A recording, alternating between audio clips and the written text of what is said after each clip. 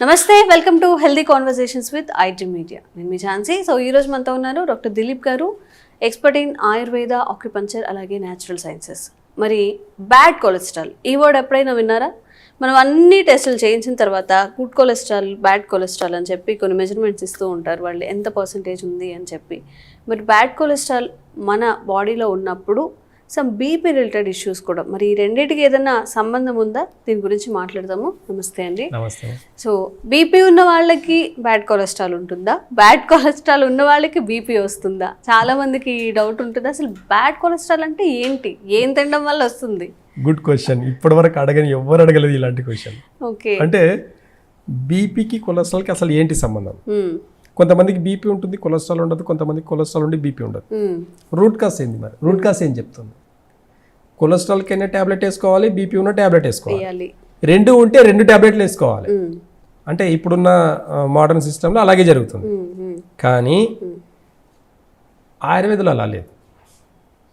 BP అనేది ఒక symptom మాత్రమే. గత వీడియోలో నేను చాలాసార్లు చెప్పాను. నేను బీపీ అనేది ఒక ప్రాసెస్ పేరు, డిసీజ్ పేరు కాదు. నోట్ చేసి పెట్టుకోండి మైండ్లో. ఏంటి బీపీ అంటే? Blood pressure. హార్ట్ ఏం చేస్తుంది? అన్ని ఆర్గాన్స్కి, టిష్యూస్కి, సెల్స్కి బ్లడ్ని సప్లై చేయడం. లివర్ బాగాలేదు, హార్ట్ ఏం చేస్తుంది? లివర్కు కొంచెం బాగాలేదు కాబట్టి కొంచెం ఎక్కువ ఫోర్స్గా పంపిస్తుంది. బ్లడ్ని ఫోర్స్గా పంపిస్తుంది. ఆ ఫోర్స్ని బ్లడ్ ప్రెషర్కి పంపించడం బ్లడ్ ప్రెషర్. బీపీ అంటే ఇంతే. కానీ కొలెస్ట్రాల్ డేంజర్. బీపీ కన్నా కొలెస్ట్రాలే డేంజర్. అంటే కొలెస్ట్రాల్ అంటే ఏంటి? హార్ట్కి వెళ్ళే దారిలో ఎక్కడైనా ఒక్కొక్క సెల్లు ఎక్కడైనా ఒక నర్వస్ సిస్టంలో హార్ట్కి వెళ్ళే ఒక బ్లడ్ వెజిల్స్లో ఎక్కడైనా కొంచెం వీక్నెస్ ఉన్నప్పుడు ఏమవుతుందంటే ఒక్కొక్క సెల్లు ఒక దగ్గర జామ్ అవ్వడం వల్ల అక్కడ స్టోరేజ్ అనేది కొద్దిగా ఒక్కొక్క సెల్లు అనేది అక్కడ బ్లడ్ సెల్ అనేది డెడ్ టిష్యూగా మారిపోతుంది అనమాట. ఆ లోపల ఒక్కొక్కటిగా, అంటే ఒక్క రోజులో జరిగే ప్రాసెస్ కాదు. 1 to 5 years వరకు మనం బాగా spicy food, oil food, junk food తిన్నప్పుడు జరిగే ప్రాసెస్ ఇది. అంటే బాడీలో జరుగుతుంది. అక్కడక్కడ మజిల్స్లో, టెండన్స్లో కూడా బ్లాకేజెస్ ఉంటాయి. కానీ హార్ట్కి వెళ్ళే దారిలో ప్యూర్ బ్లడ్ సప్లై జరిగే ప్రాసెస్లో ఎక్కడైనా కొలెస్ట్రాల్ ఏర్పడ్డప్పుడు అది హార్ట్ రిలేటెడ్గా ప్రాబ్లమ్, అంటే హార్ట్కి స్ట్రోక్ వచ్చే ప్రమాదం ఎక్కువ ఉంటుందని చెప్పేసి భయపడతారు. దానికి ఏం చేస్తారు? ప్రధానంగా ఒక నర్వస్ సిస్టమ్, ఒక ఎగ్జాంపుల్గా చెప్తాను. ఒక పైప్లో వాటర్ని పంప్ చేయడం ఎలా ఉంటుంది, ప్లస్ ఆయిల్ని పంప్ చేయడం ఎలా ఉంటుంది.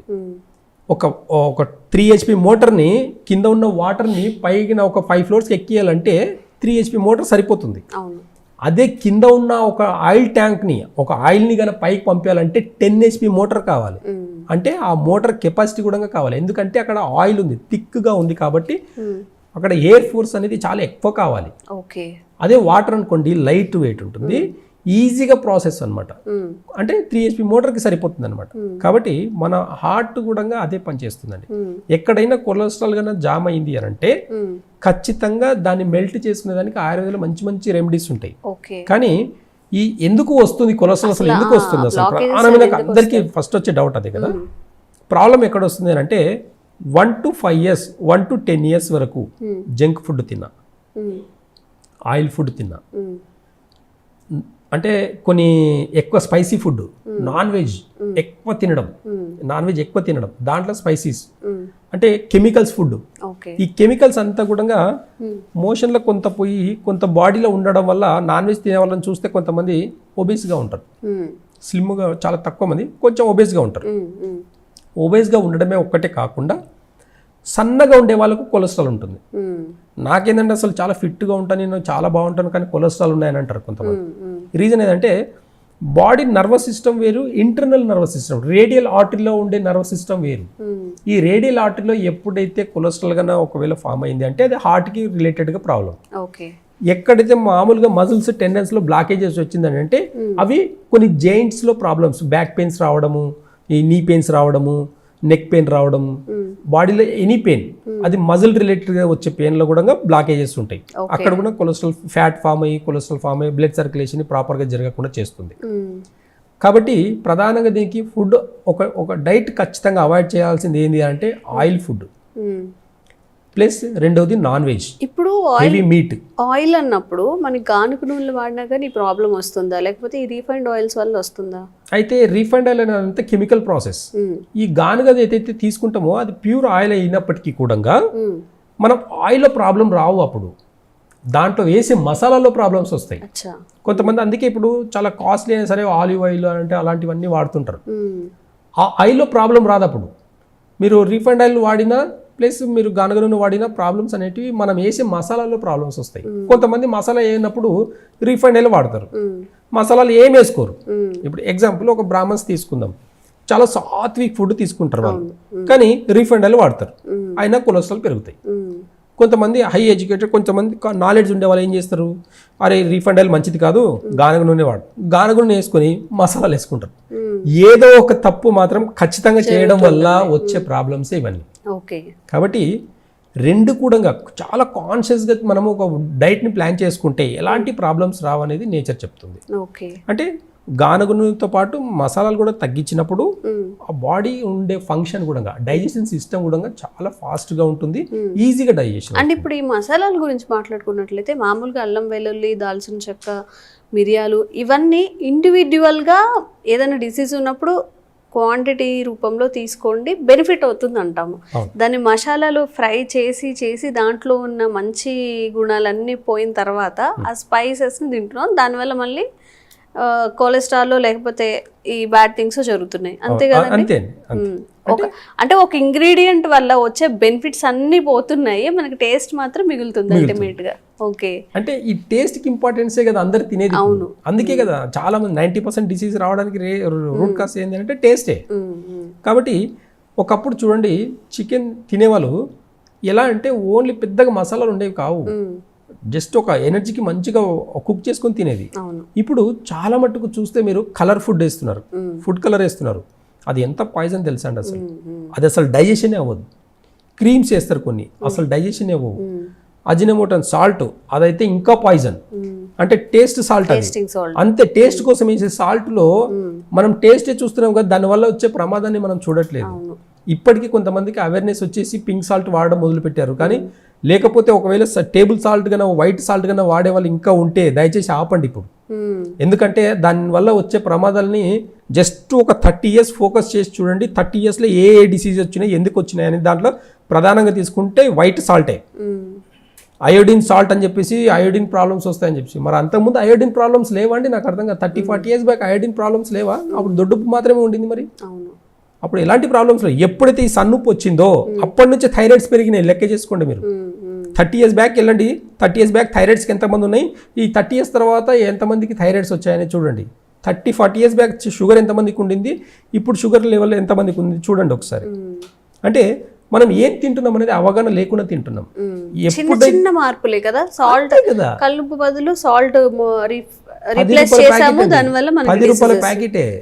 10 రూపాయల ప్యాకెట్ వల్ల కూడా మనము చాలా తక్కువ కోసం తీసుకొని వేసుకుంటున్నాం, కానీ దానివల్ల వచ్చే ప్రాబ్లమ్స్ని మనము ఐడెంటిఫై చేయలేకపోతున్నాం. కాబట్టి బ్యాడ్ కొలెస్ట్రాల్కి సాల్ట్, మసాలాలు, ఆయిల్ ఇవి అన్నీ చాలా ప్రధానంగా అని చెప్పేసి చెప్తుంది. అయితే వీటన్నిటి నుంచి కూడా తగ్గించుకునే దానికి చాలా మంచి మంచి ఆప్షన్స్ ఉన్నాయి. ఇప్పుడు ఎగ్జాంపుల్గా ఆయిలే తీసుకుందాం. ఆయిల్ వచ్చేసి ఇప్పుడు మనము ఏదో రీఫైండ్ ఆయిల్ వాడుకున్నాము, ఆ రీఫైండ్ ఆయిల్తో పాటు ఒక కుకింగ్, నాన్ వెజ్ కుకింగ్ చేస్తున్నాము, దాంట్లో వంటామదం కూడా ఒక 2 స్పూన్లు వేసేసి వంట చేసుకోండి. ఆ వంటామదం యొక్క బెనిఫిట్ అసలు ఇప్పటి వరకు చాలా మందికి తెలియదండి. అందరికీ ఆముదం అనేది తెలుసు, కానీ వంటాముదం వేరు ఆముదం వేరు అనేది అసలు చాలా మందికి తెలియదు. వంటాముదం అంటే మోషన్స్ అవుతాయి అంటారు కదా. మోషన్స్ ఇప్పుడు మనము అదే కదండి, కాన్షియస్ గా ఏం చేస్తున్నాం మనం, అసలు తినడం ఒక్కటే నేర్చుకున్నాం. ఫ్రీగా మోషన్ పోయేదాని గురించి ఎవరైనా ఆలోచన చేస్తున్నారా? చేయట్లేదు. మెయిన్ డిసీజ్ రావడానికి రూట్ కాస్ అదే అండి. ఎప్పుడైతే మనం తింటున్నామో, ఇప్పుడు ఎగ్జాంపుల్ ఒక 5 liters వాటర్ తాగేసి మూత్రం పోకుండా ఉంటే ఏమవుతుందండి? బ్లాడర్స్ దెబ్బతింటాయి. హెవీగా డైట్ తిన్నాము, ఫ్రీగా మోషన్కి వెళ్ళకపోతే ఏమవుతుంది? ఇంటెస్టిన్ మొత్తం బాడీ హీట్ ఎక్కిపోతుంది. బాడీ వన్స్ ఒక్కసారి హీట్ ఎక్కిందంటే నర్వస్ సిస్టమ్ దెబ్బతింటుంది, బ్రెయిన్కి ఎక్కువ ఆక్సిజన్ వెళ్ళిపోయి బ్రెయిన్లో బ్లడ్ అనేది ఇట్లా రక్తనాళాలు ఇట్లా చిట్లిపోతాయండి. అసలు బాగా అబ్జర్వ్ చేస్తే బాడీ ఓవర్ హీట్ ఉండే వాళ్ళకి మాత్రమే బ్రెయిన్ ఇష్యూస్ వచ్చే వాళ్ళకి ఎక్కువ అవకాశాలు ఉంటాయండి. చాలా మందికి తెలియదు ఇది. కాబట్టి కొలెస్ట్రాల్కి ఇప్పుడు ఫామ్ అవుతుంది అంటే బాడీ హీట్ అయినట్టే. అక్కడ బాడీ హీట్ ఎక్కేసి సెల్స్ అనేటివి చచ్చిపోతాయి. అక్కడ కొన్ని రక్తనాళాలు అనేవి చనిపోతాయి. ఆ చనిపోవడం వల్లనే అవన్నీ ఒక దగ్గర స్టోర్ అవ్వడం వల్ల దాన్ని కొలెస్ట్రాల్ అంటాం. ఓకే. కాబట్టి వంటాందంని వాడకంలో తీసుకురండి. మళ్ళీ మీరు ఎంత కెమికల్ ఫుడ్ తిన్నా దాంట్లో కొంచెం, అంటే ఇప్పుడు తిన్నాం, ఒక బయటికి వెళ్ళేసి ఒక బిర్యానీ తిన్నాం అనుకోండి, మంచి నాన్ వెజ్ ఏదైనా తిన్నాం, వెజిటేరియన్ ఏదో మసాలా ఫుడ్ తిన్నాం, ఇంకేదో ఆయిల్ ఫుడ్ తిన్నాం, ఫ్రై తిన్నాం, ఇంటికి వెళ్ళేసి జస్ట్ వంటాందం ఒక స్పూన్ ఒక గ్లాస్ వామ్ వాటర్లో కలుపుకొని తాగి పడుకోండి. నైట్ మార్నింగ్ తిన్నారు, ఆఫ్టర్నూన్ తిన్నారు, నైట్ ఈవినింగ్ తిన్నారు. ఇవన్నీ ఫుడ్ ఏది తిన్నా, డే అంతా ఏది తిన్నా, నైట్ వచ్చేసి ఒక ఆమ్దం ఒక గ్లాస్ వాటర్లో వేసుకొని తాగి చూడండి. మోషన్స్ అవ్వాలి. మరి తినేది ఒక్కటే కదా, ఆలోచన చేయకూడదు. మోషన్కి వెళ్ళేది కూడా ఆలోచన చేయాలి కదా. ఫ్రీగా మోషన్ అవ్వడం కూడా అలవాటు కావాలి కదా. అది అవ్వకపోవడం వల్లనే బాడీలో చాలా మట్టుకు ఫ్యాట్ డిపాజిట్స్ అయిపోయి ప్రాబ్లమ్స్ ఎక్కువ అవుతున్నాయి. కాబట్టి ప్రధానంగా ఈ కారణాలకు, అంటే ఈ కొలెస్ట్రాల్కి, బీపీ ఉన్నా లేకపోతే కొలెస్ట్రాల్ ఉన్నా రెండు ఒకేలాగా ట్రీట్ చేస్తుంది. ఈ రెండింటికి మెయిన్ ప్రధానంగా ఇంటర్నల్ ఆర్గన్స్ కూడా లివర్ దెబ్బతీయడం జరుగుతుంది. కాబట్టి లివర్ కి కొన్ని ఆయుర్వేదాల మంచి మెడిసిన్స్ ఉన్నాయి. అలాంటి మెడిసిన్స్ ఇవ్వడం వల్ల లివర్ అనేది బ్యాలెన్స్ అయ్యడం కాకుండా డైజెషన్ సిస్టమ్ ని కూడా ఇంప్రూవ్ చేసుకుంటుంది. ఎంత హెవీ డైట్ తిన్నా సరే డైజెషన్ సిస్టమ్ ని ఇంప్రూవ్ చేసుకోవాలి. కాబట్టి కొన్ని ఆయుర్వేద మెడిసిన్స్ వల్ల ఈ కొలెస్ట్రాల్ని కూడా పర్మనెంట్గా తగ్గించుకునే అవకాశాలు ఉన్నాయన్నమాట. ప్రోటీన్ కావాలి, క్యాలరీస్ కావాలి అంటే ఒక బ్యాలెన్స్డ్ డైట్ అనేది మనం తీసుకోవాలి.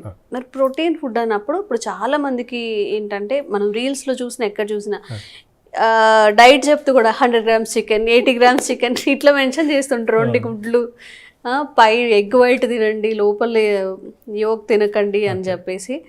నిజంగా వెజిటేరియన్ ఫుడ్లో ప్రోటీన్ లేదా, ఉంటే ఎందులో ఉంది?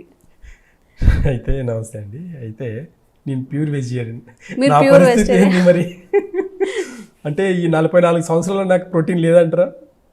ఈ 44 వీళ్ళందరి ప్రకారం అయితే లేదన్న 44 yearsలో నేను అసలు ప్రోటీన్ ఫుడ్ తినకుండానే ఇలా ఉన్నానా? ఆలోచించండి ఒకసారి. మనం అనుకుంటాం కానీ వెజిటేరియన్స్ కూడా చాలా మంది ఉన్నారు. మరి వాళ్ళు తినే ప్రోటీన్ ఏంటి అసలు? బాడీకి ప్రోటీన్ ఎక్కడ బెనిఫిట్ అవుతుంది? ఏ ప్రోటీన్ తింటే అసలు ఏం బెనిఫిట్ ఉంటుంది? ఎలాంటి ప్రోటీన్ తింటే ఎలాంటి బెనిఫిట్స్ ఉంటాయి? అసలు ప్రోటీన్ అనేది మనకు కావాల్సిందేనా? కావాల్సిందే. కార్బోహైడ్రేట్స్ ఇవన్నీ కావాల్సిందే. ఖచ్చితంగా అన్ని ఒక మోతాదులో కావాలి. ఎక్సెస్ గా కాదు, అతిగా కాదు. కేజీ చికెన్ తింటే అంతే. కేజీ చికెన్ తిన్న తర్వాత మీరు అటు కదలలేరు, ఇటు కదలలేరు, ఒక టైప్ ఆఫ్ మైకం అలా వస్తుంది. కాబట్టి ప్రోటీన్ అనేది కావాలి, కానీ అది నాన్ వెజ్ లోనే ఉంది అనేది అబద్ధం. ఎగ్జాంపుల్, హై ప్రోటీన్ సోయాబీన్స్ లో ఉంటుంది. Soya, high protein rajma, high protein brown chana, high protein chana, మన బేట దొరుకుతుంది chana, high protein green grams, పెసర్లు, ఇవన్నీ హై ప్రోటీన్. ఇంకా పప్పు ధాన్యాలు చాలా ఉంటాయి. అన్ని పప్పు దినుసుల్లో ప్రోటీన్ మనకు తగినంతగా ఉంటుంది. కాబట్టి వెజిటేరియన్స్ చూడండి, ఎన్ని వెజిటేరియన్ కర్రీస్ చేసుకున్నా ఏదో ఒక పప్పుతో కావాల్సింది ఖచ్చితంగా ఒక ప్రాసెస్ ఒక సపరేట్గా ఒకటి కుక్ చేసుకుంటారు వాళ్ళు. అంటే పప్పు దినుసుతోటి ఒక దాల్ కానివ్వండి, ఇంకా రాజ్మా కానివ్వండి, ఇంకేదో ఒకటి బెబ్బర్లు, ఇలాంటివి చాలా ఉన్నాయి. పప్పు దినుసులు తీసుకుంటే 32 రకాల పప్పు దినుసులు ఉన్నాయి మనకు. 32 రకాల అన్ని ప్రోటీన్స్. అందరికి తెలిసింది కందిపప్పు, ఎర్ర కందిపప్పు, పసుపు కందిపప్పు, పెసరపప్పు అన్ని తీసుకుంటే 32 రకాల పప్పులు ఉన్నాయి. కాబట్టి ఈ 32 రకాల కూడా ప్రోటీన్స్ ఉన్నాయి. కాబట్టి మనము కాన్షియస్ గా తగినంత మోతాదులో ఖచ్చితంగా తీసుకుంటే మన బాడీకి హెల్దీ ప్రోటీన్. మనకు ప్రోటీన్ ఎందుకు కావాలి? మజిల్ స్ట్రెంత్ కి కావాలి. మజిల్స్ అనేటివి చాలా దృఢంగా ఉండేదానికి ప్రోటీన్స్ కావాలి. టెండన్ సిస్టమ్, నర్వస్ సిస్టమ్ బలానికి ప్రోటీన్ కావాలి. కాబట్టి ప్రోటీన్ అనేది తీసుకోవచ్చు. చాలా మంది ఇప్పుడు ఎగ్జాంపుల్గా పన్నీర్ ప్రోటీన్, కొంచెం నెయ్యి వేసుకున్న, ఇప్పుడు 1 లీటర్ నెయ్యికి ఎన్ని లీటర్ల పాలు కావాలండి? 30 లీటర్ల పాలుతోటి 1 లీటర్ నెయ్యి అవుతుంది, ప్యూర్ నెయ్యి అయితే. కాబట్టి 1 కేజీ 1 monthలో 1 కేజీ నెయ్యి ఎవరైనా ఒక ఫ్యామిలీలో తిన్నారంటే వాళ్ళు 30 లీటర్ల పాలు తాగినట్టే. 30 లీటర్ల పాలు తాగినట్ట?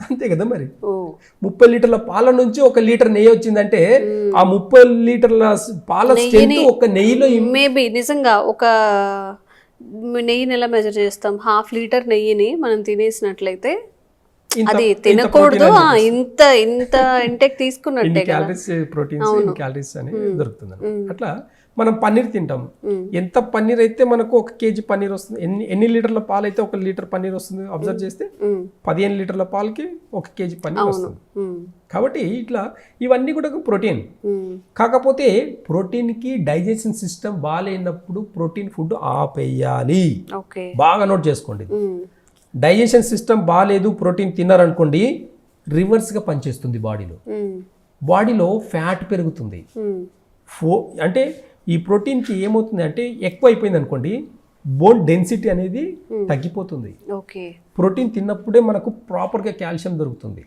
ప్రాపర్గా విటమిన్స్ ఇవన్నీ కూడా మన ప్రాపర్గా బోన్ స్ట్రెంత్ పెరగాలంటే ప్రోటీన్ కావాలి కానీ అది ఎలా ఉండాలి అంటే మన డైజెషన్ సిస్టమ్ని మంచిగా పెట్టుకున్నప్పుడు మాత్రమే హై ప్రోటీన్ తినేదానికి ప్రయత్నం చేయండి మన డైజెషన్ సిస్టమ్ బాగాలేనప్పుడు ప్రోటీన్ తిన్నామంటే బాడీ మజిల్ స్ట్రెంత్ అంతా పోతుంది అది ఫ్యాట్గా కన్వర్ట్ అవుతుంది ఆ ఫ్యాట్ ఎప్పుడైతే కన్వర్ట్ అవుతుందో బోన్ డెన్సిటీ అంతా కూడా పాడవుతుంది ఏదైనా అతిగా తినకండి తింటే ఒక లిమిట్లో తినండి కాన్షియస్గా తినండి చాలా జాగ్రత్తగా తినండి టేస్ట్కి ఇంపార్టెన్స్ తిన్నామంటే దానికి ఖచ్చితంగా మూల్యం చెల్లించుకోవాల్సిందే కాబట్టి చాలా జాగ్రత్తగా ప్రోటీన్ తినండి అది చికెన్లోనే ఎగ్లోనే ఉంది అనుకోవడం అనేది చాలా భ్రమ చాలా మంది వెజిటేరియన్స్ కూడా ఉన్నారు కాబట్టి అన్ని రకాల పప్పు దినుసుల్లో కూడా బ్యాలెన్స్గా తీసుకోండి ఒకరోజు రాజ్మా తీసుకోండి ఒకరోజు సోయాబీన్స్ తీసుకోండి ఒకరోజు కందిపప్పు తీసుకోండి ఒకరోజు పెసరపప్పు తీసుకోండి ఇలా బ్యాలెన్స్గా తీసుకోండి ఎప్పుడు రోజు కందిపప్పేనండి ఇంట్లో అని అంటారు అలా కాకుండా అన్ని కూడా ఒక బ్యాలెన్స్గా తీసుకోవడం వల్ల హెల్దీ ప్రోటీన్ అనేది మన బాడీకి లభిస్తుంది కాబట్టి ఈ ప్రోటీన్ ఖచ్చితంగా మళ్ళీ చెప్తున్నాను ప్రోటీన్ ఫుడ్ ఈజీగా డైజెషన్ అవ్వదు కాబట్టి వాటర్లో కొంచెం సేపు సోక్ చేసి దాని తర్వాత మళ్ళీ కుక్ చేయడం వల్ల దాని డెన్సిటీ అనేది తగ్గించుకోవాలి దాని పొటెన్షియల్ అనేది తగ్గించుకోవాలి ఈజీగా డైజెషన్ అవ్వాలంటే మంచిగా ఉడకాలి సగం సగం ఉడికిందంతో తినడం వల్ల కూడా ఇండైజెషన్ ప్రాబ్లమ్స్ వచ్చేసి మోషన్స్ కూడా ఫ్రీ అవ్వవు ప్రోటీన్ ఫుడ్ డైజెషన్ అవ్వకపోతే మోషన్ అనేది ఫ్రీగా అవ్వదు గుర్తుపెట్టుకోండి ఎవరికైనా మోషన్గా ఫ్రీగా లేదు అంటే వాళ్ళు ఎక్సిస్ ప్రోటీన్ తినడం వల్ల వాళ్ళకి డైజెషన్ సిస్టమ్ ప్రాబ్లం వచ్చేసి మోషన్ ఫ్రీగా అవ్వలేదు అనేది గుర్తుపెట్టుకోండి కాబట్టి ఎప్పుడైనా మోషన్ హెవీ ప్రోటీన్ మనము డైజెషన్ అవ్వాలంటే దానిలో కొంచెం వంటామదం వాడండి ఆ పప్పులో కూడా కొంచెం వంటామదం వేసేసి కుక్ చేసుకోండి అప్పుడు కొంచెం ఫ్రీగా ఈజీగా డైజెషన్ అవుతుంది అంటే డైజెషన్ ప్రాసెస్ ని ఈజీగా చేస్తుంది ఎంత హై ఫుడ్ తిన్నా ఎంత ఫైబర్ ఎంత హెవీగా హై ప్రోటీన్ తిన్నా కానీ ఎంత హెవీ మినరల్స్ ఇవన్నీ తీసుకుంటున్నా కూడా ఒక్క వంటామదంతో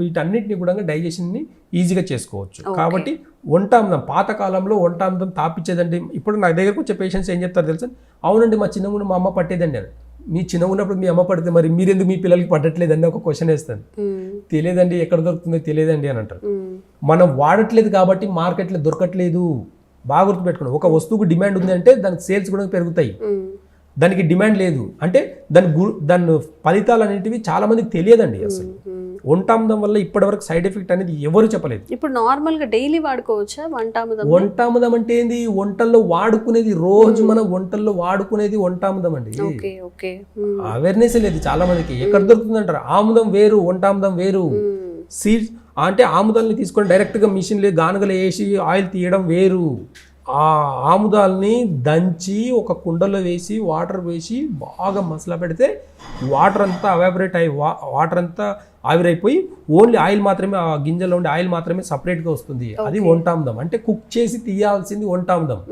అలాంటి వంటామదంకు చాలా వేల సంవత్సరాల నుంచి అది వాడుకలో ఉంది అలాంటి వాడడం వల్ల కూడా మజిల్స్ని కొలెస్ట్రాల్ని అన్నిటిని డైజెషన్ సిస్టమ్ని అన్నిటిని మోషన్ని ఫ్రీగా పెట్టుకోవడం కాకుండా పైల్స్ ప్రాబ్లం ఉండే వాళ్ళకు బాడీ ఓవర్ హీట్ ఉండే వాళ్ళకి ఈ వంటామదం అనే అమృతంలాగా పనిచేస్తుందండి చాలా మంది ప్రోటీన్ తినేసి ఇండైజెషన్ ప్రాబ్లం అయ్యి మోషన్కి కూడా సరిగా వెళ్ళట్లేదు బాగా గుర్తుపెట్టుకోండి కాబట్టి ఈ వంటామదం అనేది వాడకంలో వల్ల మనం ఎంత హెవీ ప్రోటీన్ తిన్నా సరే డైజెషన్ చేసుకునే కెపాసిటీ దాంట్లో ఉందన్నమాట ఓకే సో ఈ టిప్స్ని గుర్తుపెట్టుకోండి నిజంగా హై డైజెషన్ అనేది లో ఉన్నప్పుడు హై ప్రోటీన్ తీసుకోవడం కూడా చాలా డేంజర్ అంట దీన్ని బాగా గుర్తుపెట్టుకోండి మనం ఏం తింటున్నామో అదే మనం అవుతామో మన పిల్లలకి ఏమి ఇస్తున్నామో అది వాళ్ళ గ్రోత్కి కూడా చాలా ఆధారపడి ఉంటుందని చెప్పి ఆ కాషియస్గా ఉండి కాషియస్గా తింటూ ఉండండి థ్యాంక్ యూ సో మచ్ అండి Sir, one life lesson what medicine has taught you. Whatever you can do without expecting. But I really believe మన పాజిటివ్ యాటిట్యూడ్ ఉంటేనే మనం ఏదైనా సాధించగలం. గట్ని మనం కరెక్ట్ గా డీల్ చేసినట్లయితే అది మనకి పాజిటివ్ హార్మోన్స్ ని రిలీజ్ చేస్తుంది. షుగర్ వచ్చిన వాళ్ళ పరిస్థితి ఏంటి? పొట్ట దగ్గర పెరిగితే దాన్ని ఆండ్రాయిడ్ అంటారు, ఆండ్రాయిడ్ ఫోన్ కదా. అసలు థాట్స్ ఎందుకు వస్తాయి? బ్రెయిన్ డెడ్ అంటే దానికి ప్రపంచం అంతా కూడా కొన్ని నిర్దిష్టమైనటువంటి లక్షణాలు ఉంటాయి. మానసికంగా ధైర్యంగా ఉంటే క్యాన్సర్ జయించవచ్చు. You are a doctor for a cause sir, అంతే. వాళ్ళకి వచ్చిన ఆదాయం కాకుండా ఫ్రీ సర్వీస్ ఎంతమందికో చేస్తుంది.